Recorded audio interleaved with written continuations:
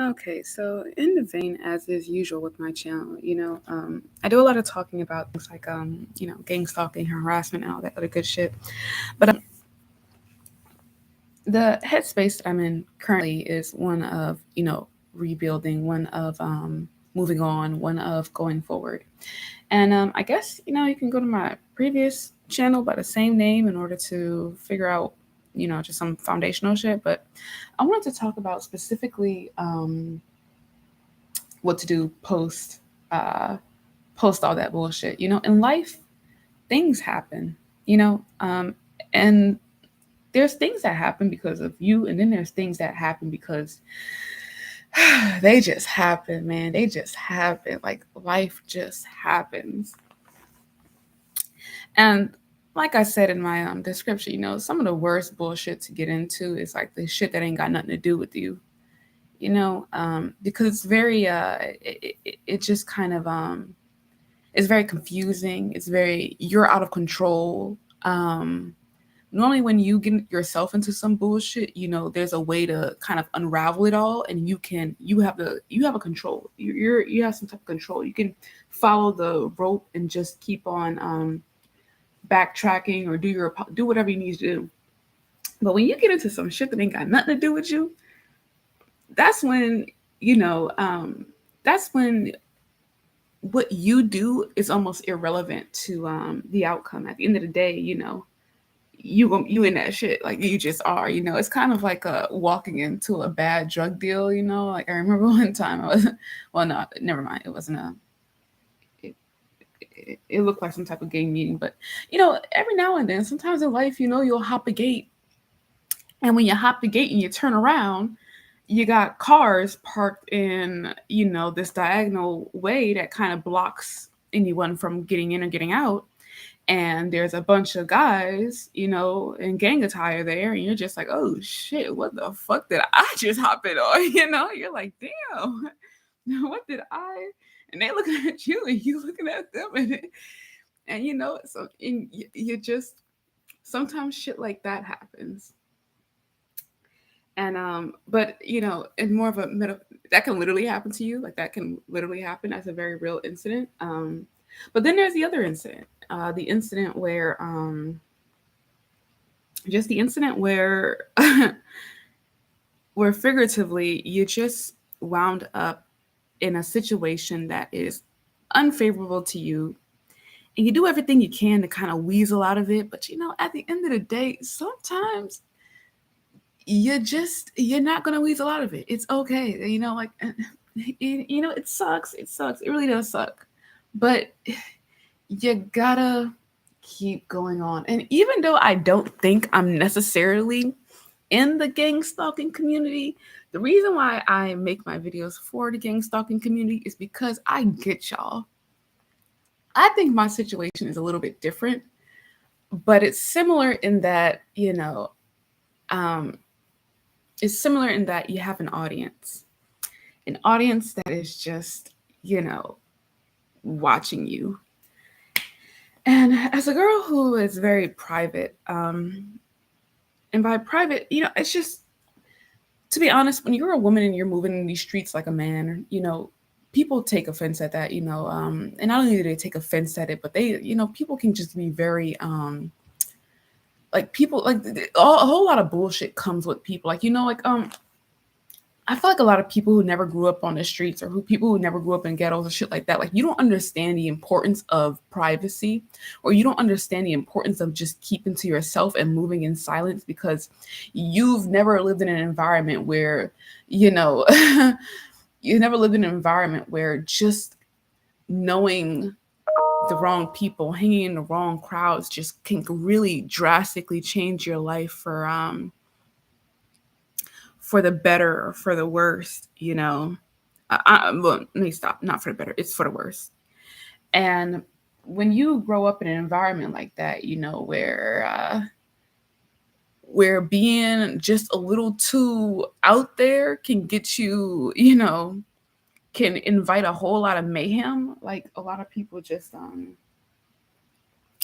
it's just at a young age I learned the importance of moving in silence. But unfortunately, sometimes in life you just can't. And when that happens, it can be very just very dysregulating. It can be very annoying. Like for some reason, like with my whole example, like in my situation, I brought up in my previous video about how, in the Saw movies, Saw would kidnap these people and he would put them in these really sadistic situations. But it was in order to test their will to live, and it was in order to test their just, it was just some sick ass psychological game meant to kind of make people realize, oh, you actually do want to live. And if you don't want to live, well, now you have every reason to die. It was just some weird, sick shit like that. And a lot of times when you're dealing with things like gang stalking or narcissistic abuse or harassment, it can almost feel like you're in this sick game where someone's trying to, teach you some weird ass lesson. And one of the sick games or one of the weird ass lessons, I've been seeing that, my people have been trying to, put me through in order to test me and all this other bullshit. It's just the lessons of it's like they think that I need more what's what I'm looking for? Confidence, or that I am like I said in the previous video, very downtrodden and things like that. When that video I was talking about the demonization of the explorers by the anxious attachment people, a lot of times people really just think that you are just like, don't get me wrong. Sure, in some ways,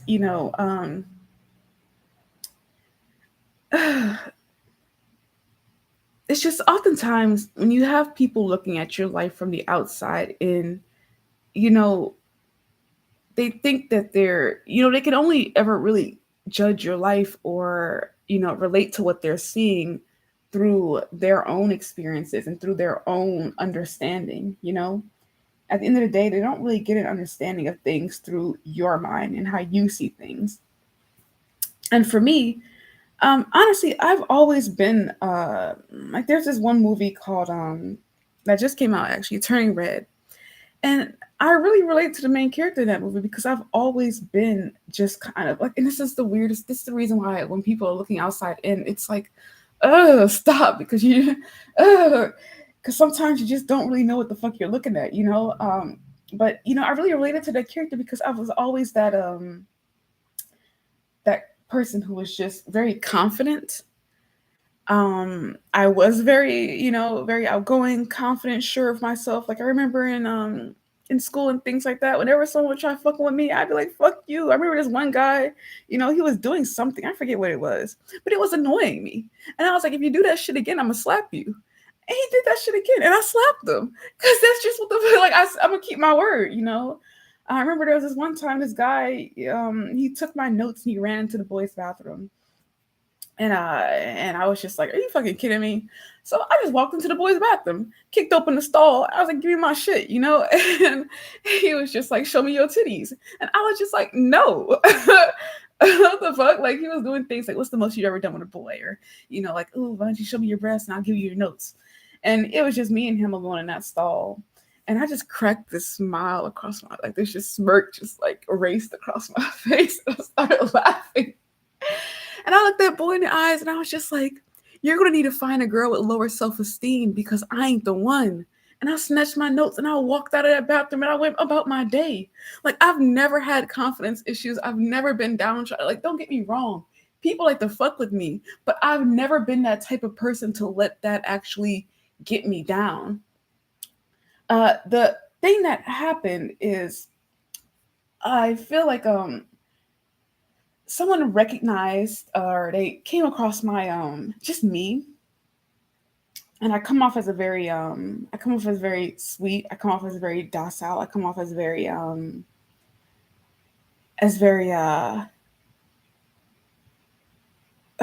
there's just all these,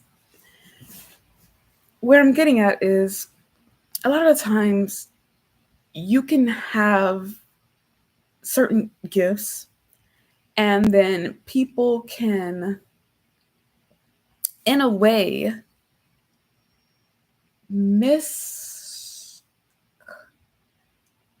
people can, in a way, just kind of interpret people in an effort to see those gifts.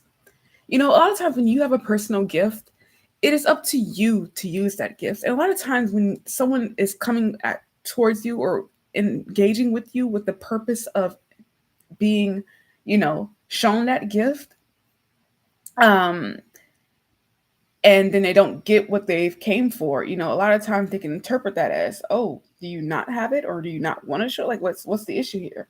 And it's like, it's not that I don't have it, it's not that I don't want to show it, it's just that I didn't want to show it to you.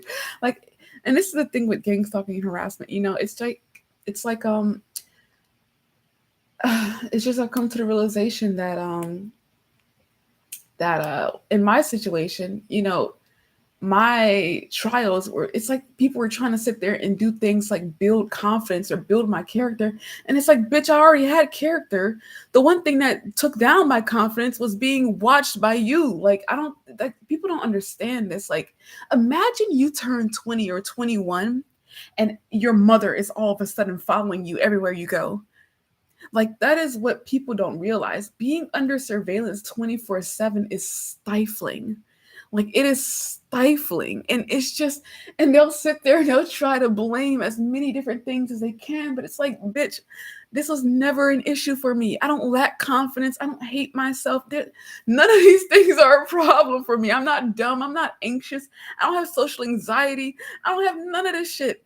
The issue is you. Like, but people will sit there and they'll just go through all these different links just to, I don't know, they'll go through all these different links to try and just to kind of obscure what the real issue is. Like, no, it can't be. It can't be. It's kind of like when you're trying to break up with someone and they're just like, is there anything we can do to fix this? And it's like, no, I just don't want you. And you're like, no, it's because your mother is this and you're just flashing out, and it's because of all these subconscious reasons that you aren't aware of. And it's like, no, my God, I just don't want you.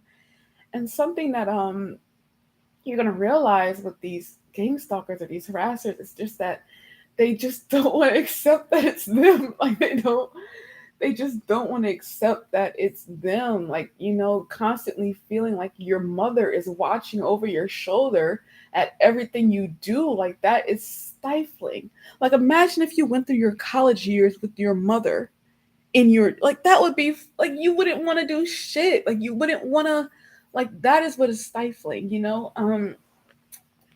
and people really, they just really don't,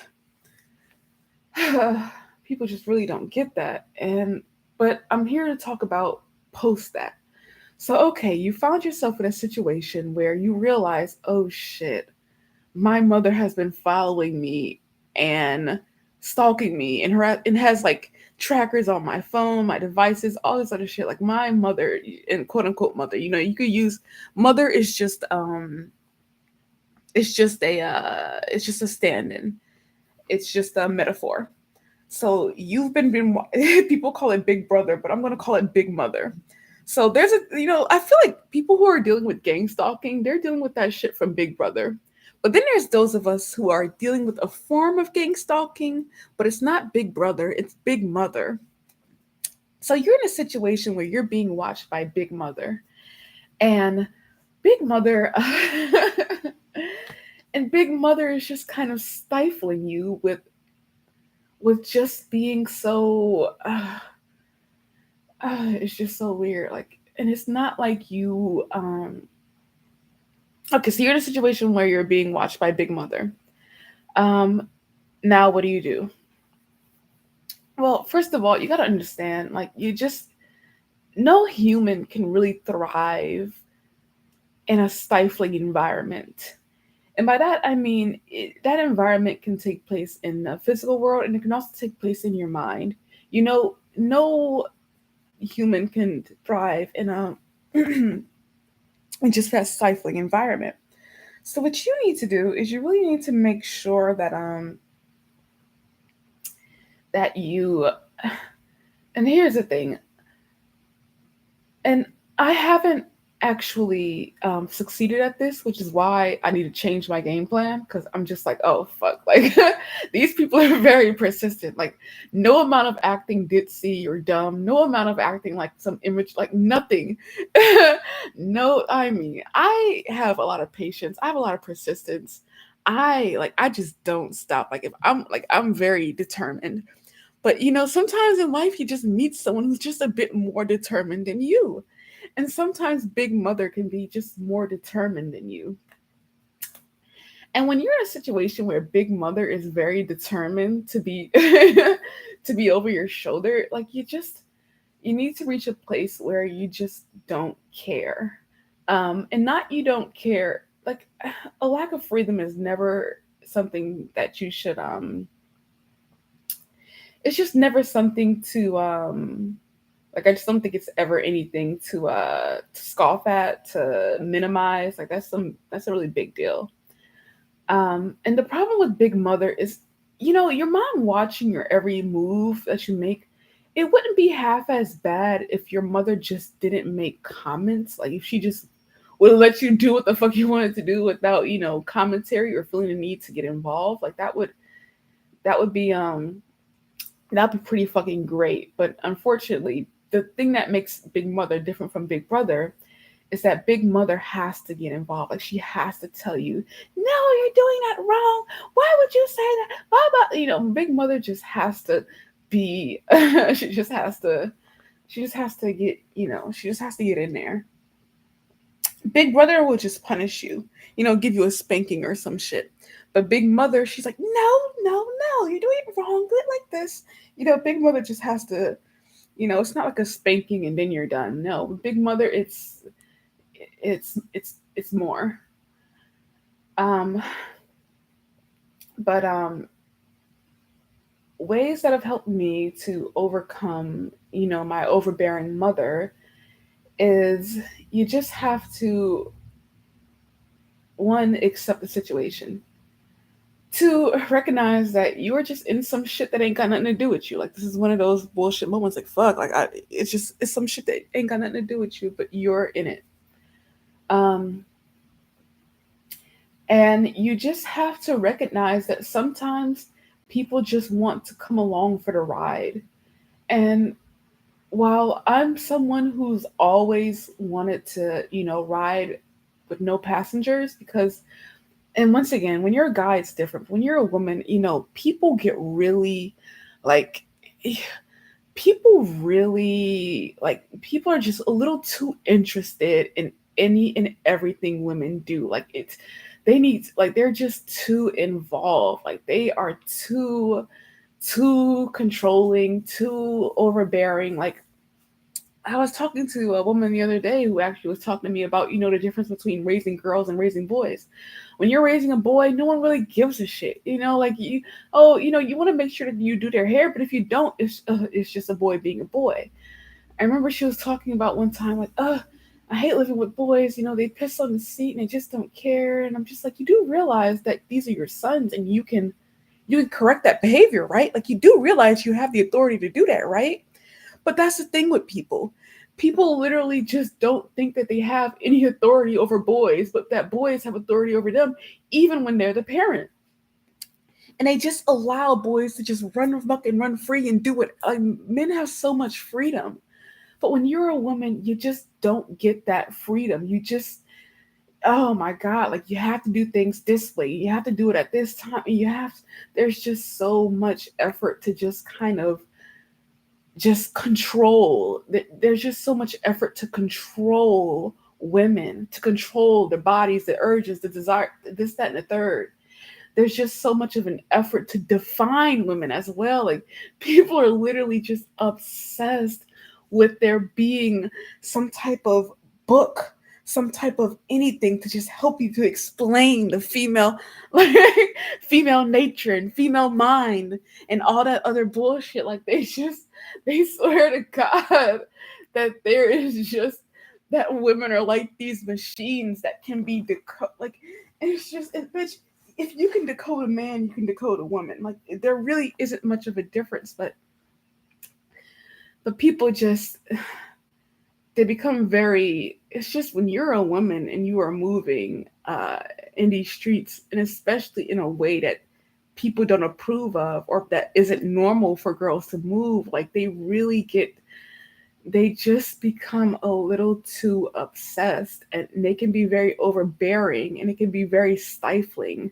um but you just have to reach a point where you're just like, this is my life, and I'm not going to,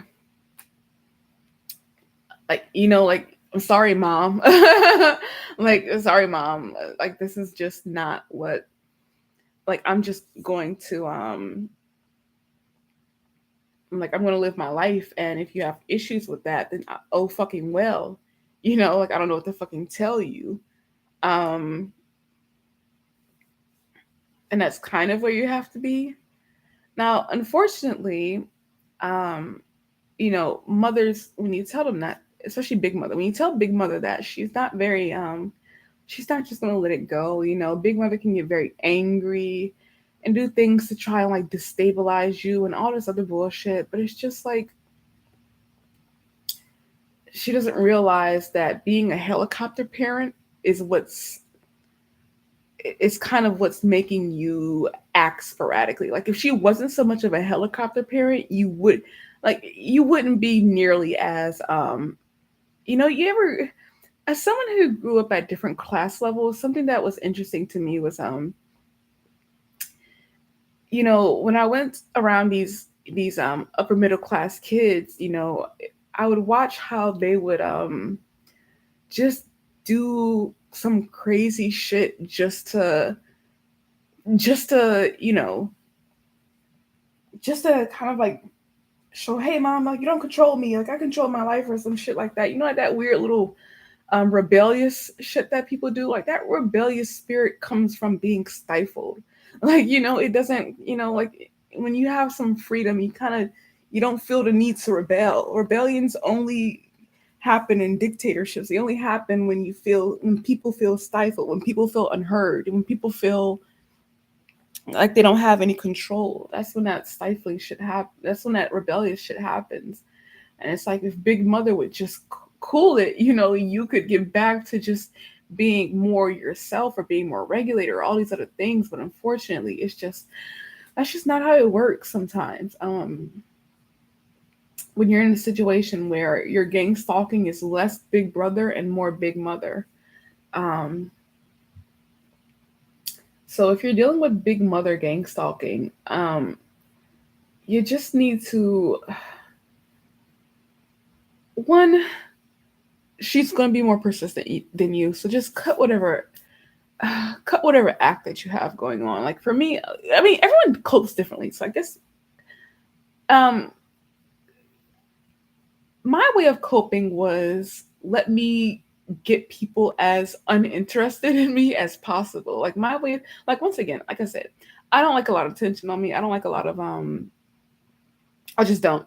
And it's not because I lack confidence. It's not because I am downtrodden. It's not because boo hoo, oh, poor me. No, it's none of that. Like, I have way too much confidence. I have way too much, like, I'm fine. Like, I literally don't give a, like, when I say I don't give a fuck, I mean, I really don't give a fuck.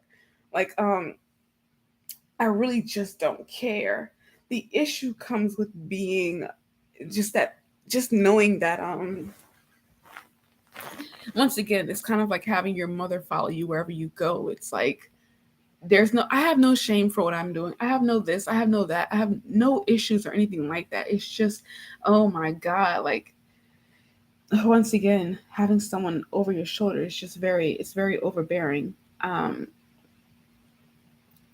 but um,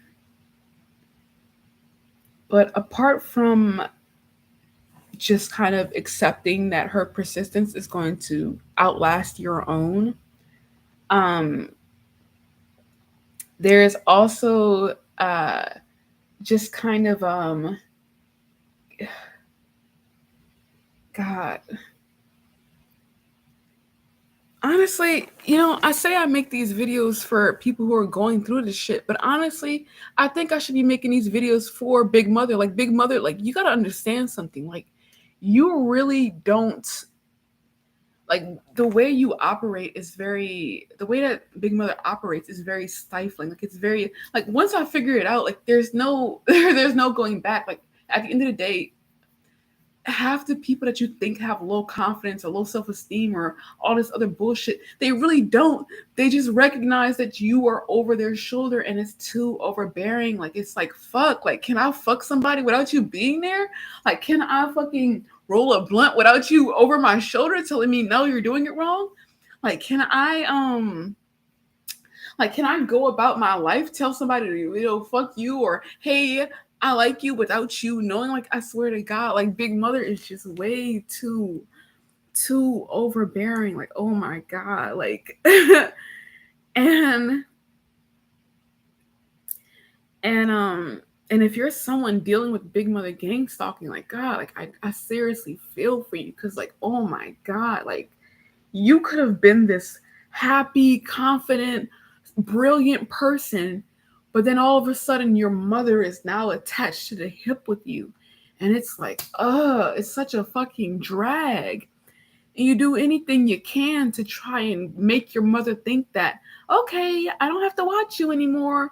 But at the end of the day, the difference between your actual mother and Big Mother is your actual mother, you can sit there and she can, she has her life to live. But Big Mother doesn't have a life. With Big Mother, you are her life. You're like her project almost. And the thing about a project is people view them as these unfinished products that they need to mold. And so you have this figure trying to mother you, and they're trying to teach. It's kind of like being adopted when you're 18. It's like, bitch, I'm grown. Like I've already. There's not much you can do. Like, and it's just and they're trying to reinstill these values that you already have, values and things like confidence. Oh, when someone's bullying you, you just say you don't, bitch, I know. Like, oh, like it's like you have to spend something that happened to me at 20 or 21, that around that time, 20 is when I say it happened, is I got adopted by Big Mother. And when I got adopted by Big Mother, I realized it. I was very well aware of it. But unfortunately, Big Mother thought that Big Mother could, hide out better or some shit like that. And it's just like, just like you sit there and you think to yourself, like, oh my gosh, like if I could just, and what happened was I was in a situation where I just, I spent the last few years of my life trying to do everything to throw Big Mother off of my trail, to detach Big Mother off of my hip, to get her off my fucking shoulder. But unfortunately, in all of that, Big Mother kept thinking to herself, oh no, she needs me more than ever. Oh no, she lacks confidence. Oh no, she's downtrodden. Oh no, the world is just too big of and horrible of a place for her. I have to protect her. I have to make her stronger. I have to do all this reparenting. Bitch, no you don't. No you don't. I'm brilliant. I'm funny. I'm confident. I love myself. Like I'm great. I'm literally great. You're the problem. Oh my God, like Big Mother just won't ever get that. So if you're someone dealing with Big Mother gang stalking or Big Mother, handling, you just need to reach a point where it's just a bitch wants to join a ride. Like a bitch wants to watch the come up. A bitch wants to be part of the story. Like she just wants that shit so fucking bad. And you just gotta be like, okay, ho, like fuck, like fine, like shit, like Jesus Christ. Like it's almost as if Big Mother wants to relive her life through you or some shit. I don't even know. But at the end of the day, I spent the last 20 I spent the last 4 or 5 fucking years of my life, 4 to 5 years of my life, doing everything I can to try to get Big Mother off my fucking back. And that shit just it didn't go down like how I wished it would or how I imagined it would or anything like that.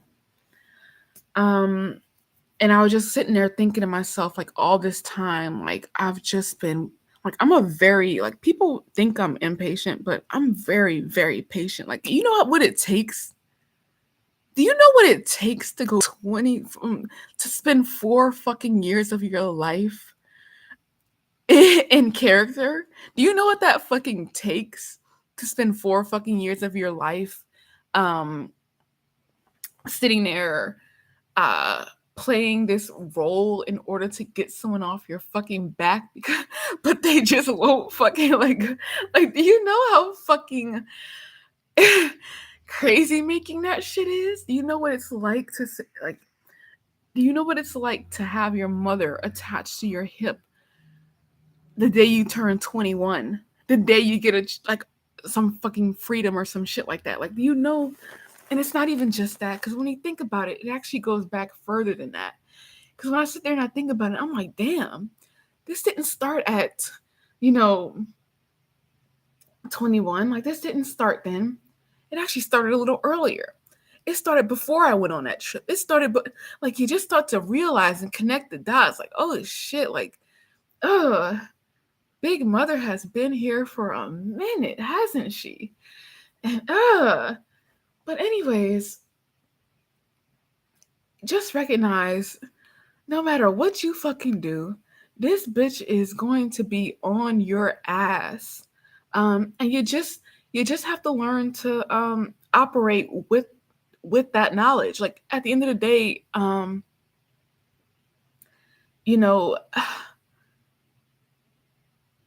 I wouldn't call it a mistake. I think it's actually very natural when you realize, oh shit, I'm being surveyed. Like I think it's pretty fucking normal or natural to get to a point where you just want to shake off your do whatever you can to kind of within your power, because this started like I recognized it very young. Like I was 20 when this happened to me.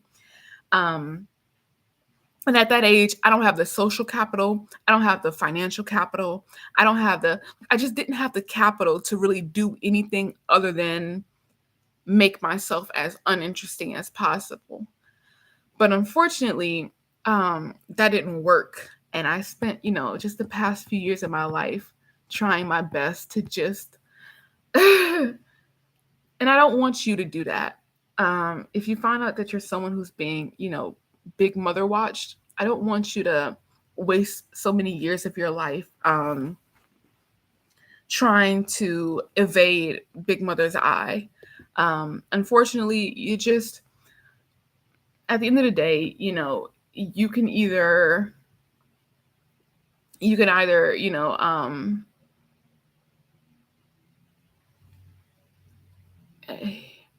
at the end of the day, you can either be stifled, live your life in this stifled cage that you put yourself in, because whether you're being interesting or uninteresting, whether you're being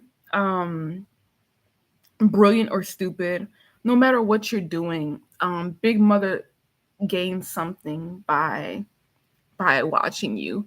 And you're just going to always be on the watch list. You're just going to always be there. So if you're always going to be on that list, like I said, it's been 4 years for me now. It started when I was 20. I'm 20. Actually, it started when I was 20. But let me stop. It did not start when I was 20. I became aware of it when I was 20, and I'm 25 now. And it's just, you have to get to a point where it's just like you need to. You just can't be in that stifled cage anymore. Like you just have to reach a point where you're just like where putting yourself in the cage and trying to be as uninteresting to Big Mother as possible is worse than, you just have to see that as worse than all the other options. It's just, you have to. And it's unfortunate, like seriously, it's really unfortunate.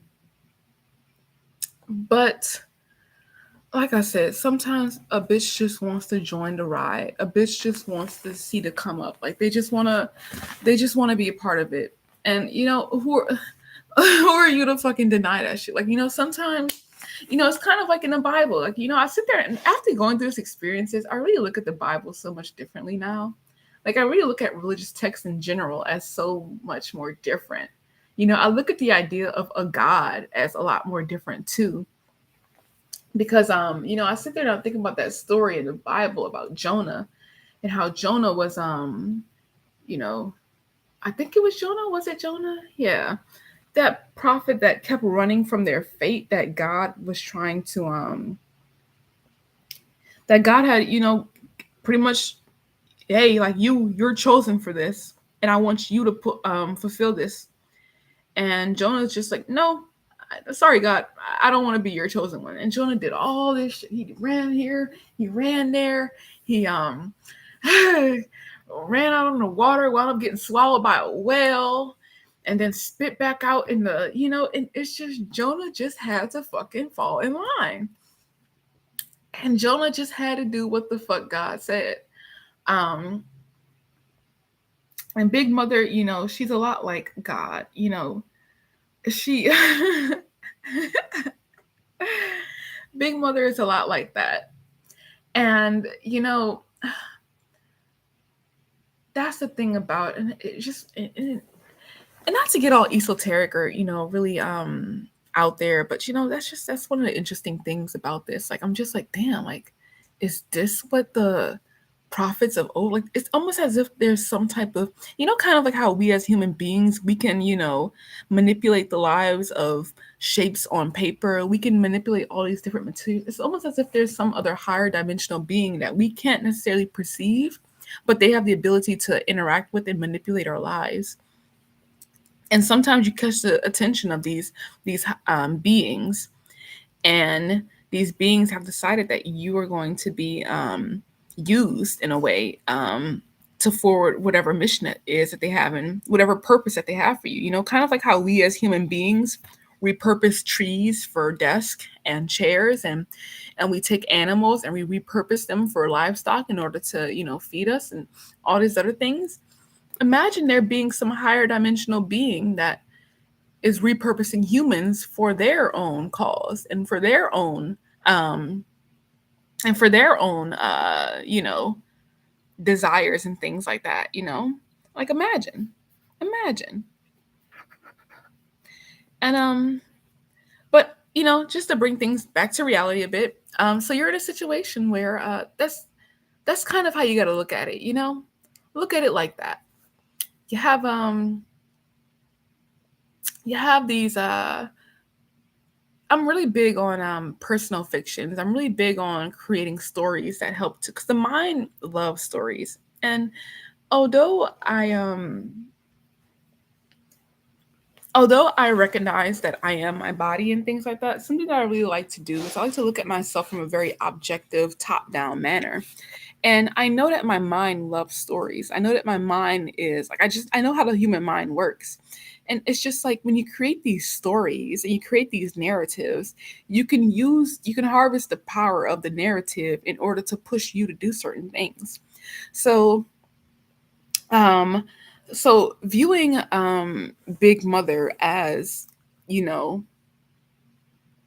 just recognizing that, hey, the story or the narrative or the legal fiction, the little narrative of, Big Mother being a higher dimensional being, trying to repurpose you for whatever mission, like, that's just a fun way to it's just a fun little fiction or tale that can just kind of help you move along with your life and get on with things, because you're just gonna have to, lest you be stuck in your own little stifling cage because you're just like, you're just trying to get Big Mother off your back. Like, I'm just, yeah, and for a lot of you, maybe you've never had this issue, maybe you've were just like, whatever, fuck this shit, like, I don't, like, maybe you got to that point of I don't care a lot sooner than I did. But I'm just for me personally, I'm just a very private person. I just like to move in my own I just like to move in silence and things like that, because I've had experiences where I've just watched what happens when people don't move in silence, and I was just like, I don't want to be one of those people. I don't need people to join me for the ride. I'll do everything, I'll do my own thing. But yeah, no, you don't want to be. Sometimes, you just no one gets anywhere alone, and and yeah, sometimes you just have to. Sometimes you're just gonna have passengers, and that's okay. That's okay as long as those passengers aren't fucking up shit. And if there's one thing I can say, even though Big Mother has been fucking up my shit, at the end of the day, I know that Big Mother doesn't hate me. I know that Big Mother doesn't like I could just the reason why I call it Big Mother is because I know it's coming from a place of thinking that they're helping. Moms they can do that. They can kind of make you think that they can just kind of make you think that that they can just kind of make themselves think that what they're doing is helpful when really it's not helpful. But you just have to reach a point where you're just like, okay, mom, I don't give a fuck. This is how I'm going to, operate, live my life, do what I do. So basically, I spent 41 minutes just trying to say that in order to re-up after getting yourself into shit that ain't got nothing to do with you, is you accept the situation for what it is. You get on a mission, and you just stick to the plan. You just get back to. You just got to get back to the plan. Just stick to the plan. Stick to the plot. And I've got another plan. And yeah, I just I hope to help others navigate this crazy life thing by I hope to help others navigate this crazy life thing by just showing how I navigate this crazy life thing. And I'm gonna remake all these videos. So yeah, if you're listening to this, you're just listening to, just me word vomiting at a screen right now. Like but anything worth doing is worth doing poorly. And so this is the reason why I'm doing this, but it won't be like this forever. But yeah, that's just a start.